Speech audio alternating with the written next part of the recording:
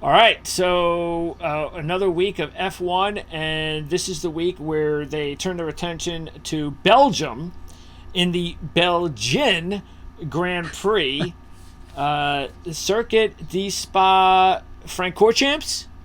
Spa Francorchamps. You got to Oh, get of that course French not. That sounds like a accent. typical American. De Spa Francorchamps. That's pathetically bad. Uh, So, all right. Anyway, so yeah, what do we know about this particular race? Because it's interesting. Last week we were talking about how Max had won at Hungary from the second and 10th positions. And hey, you know what? Max doesn't have to be on the pole to win it. You know, that's a little bit unusual. Well, he really doesn't have to be on the pole or anything close to it to win at this event, does he? no, he does not. He's won the last three races back in 2021. The first of those three, he did start from pole, but in 2022, he won from 14th. In 2023, he won from 6th. So 2 weeks in a row. These are two, Hungary as well as Belgium, while they're completely different tracks. These are two of the classic natural terrain, quintessential Formula One tracks. Hungary was all about slow corners and your ability to find that mechanical grip, and it's all about track position. You can do some strategy in there as well. Belgium is truly a driver's track. The drivers absolutely love coming here. It's a long track, so it is 7 kilometers long, and which is quite the distance. There are only 44 laps. Most races have somewhere in the range of 50 to 60. Some even have 70, like Austria. It's a long track, but it's got a great mix of high speed corners. It's also got some slow ones. So the very first turn is a hairpin turn, very tight. So you've got to get the car wound down, and you've got to get mechanical grip right off of that, because then you go right into one of the most iconic corners in Formula One. In fact, in all of racing, which is Eau Rouge, which is a flat out downhill left right. Then right back uphill onto the Kemmel Straight and into a DRS zone. So you've got to have a car that performs well in high speed corners in order to be successful here. And that's exactly what the Red Bull excels at. So I think Red Bull, I'm technically on vacation, so I don't have the ability to look back at what happened at Hungary and the things that have transpired over the past couple of weeks. But just based on what I've seen from the Red Bull, and the tracks that they've been successful at this season, Max Verstappen in that car is going to be really hard to beat. It doesn't necessarily matter where he comes from. Would we want him to be on the front row? Absolutely. Definitely a better chance. But if he's on the front row, you're likely not going to get good odds either. So, do you think, again, let's take Hungary and try to figure this out, because we don't have the odds. They haven't come out yet. So talk about whether or not you believe what happens at Hungary will matter about what happens here. The only thing that would make me question Max Verstappen and Red Bull's potential for winning at Belgium is if they just have a disastrous Hungary in dry weather.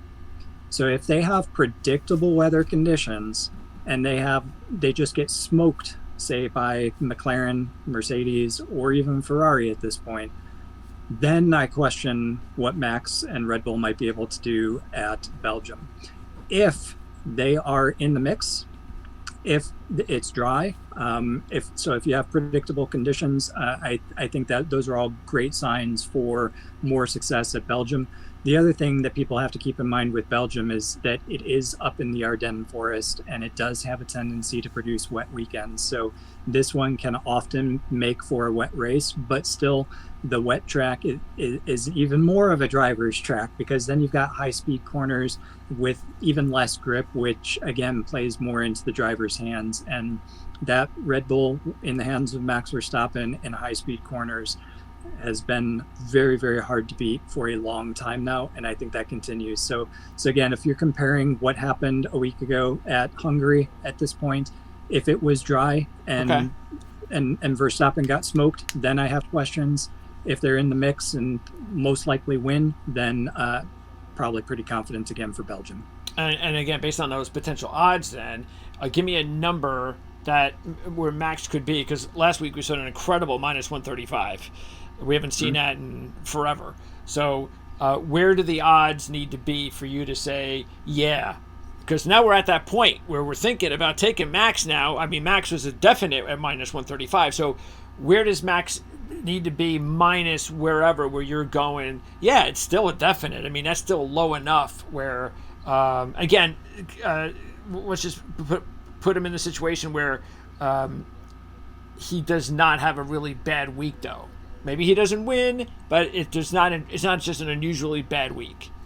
Well, that's definitely going to play to your favor. But I would say for Belgium, if he's not completely off in Hungary, then if he's -2 or better, I think, again, like Hungary, it would be another no-brainer play Verstappen. And then, Norris, if it is, so if they do get smoked, if McLaren do step up, if Norris ends up winning, McLaren steps up, Mercedes, etc., they're going to be more like 2 or 3 as well, which makes it exactly as we talked about with Hungary, where it's kind of flipping the coin, choose whoever you like.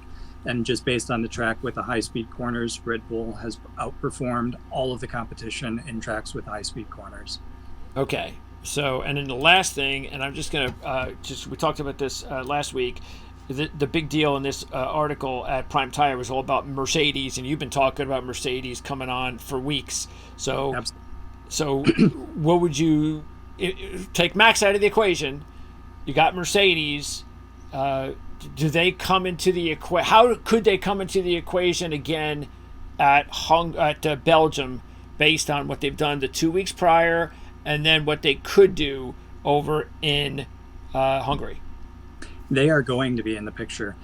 So they are making this they have made this a 4-horse race between Red Bull, McLaren, Ferrari, and now Mercedes. I think Ferrari has taken a step backward.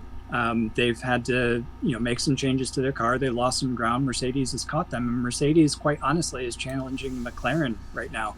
So I think with the remaining races that we've got the rest of the year, I think it becomes a 4-horse battle. It remains to be seen how Ferrari is able to turn things around. But Mercedes is going to be there. So they're going to be in the mix for a podium regardless at Belgium, I think. Who would you favor, driver-wise? Who would you go with? Russell's going to be there next year. Hamilton's on his way to Ferrari. Hamilton wanted to win at his home race. He did so again. I think that was his peak for the season. He might win another race, but that's certainly going to be the one that sticks in his mind. And I think Russell's got more to gain. So I see Russell having the edge. He won in Austria. I think he's going to be the one to beat for Mercedes. So I think they're going to be in the mix for a podium at Belgium regardless. I think the one that did not come up, that people probably have written off at this point, but they need to add back into their equation, is Aston Martin. Aston Martin brought some upgrades to Great Britain. They saw things turn around for them. So I think Fernando Alonso is going to be right back in the mix in the midfield battle. So over the next 2 races, certainly Hungary, which at this point you're hearing this, that's already happened, but certainly as well at Belgium, I think Fernando Alonso, if you're looking for somebody in the mid-pack battle, that's going to be the guy that you want to choose. All right, and don't forget, you can take a look on Discord, because as well as YouTube, that's the place where if you want to communicate with CJ while he's on vacation. Matter of fact, CJ will also be able to communicate on Discord if he has anything he wants to talk about. He'll post it on Discord for the race coming up here in Belgium, and then you'll be back. What's the next race after you come back? Next race after coming back is actually after the summer break. We are back in the Netherlands at the end of August. August 25th is the race day. That's right. We got the big break coming. So this is it before the break. Anyway, CJ will be back. We'll talk all about what happened in the 2 weeks at Belgium and Hungary when CJ gets back on vacation. And when we're back talking full-time NASCAR and F1 once again in a few weeks here on Mystery Caution. Thanks for tuning in, and we will see you next time.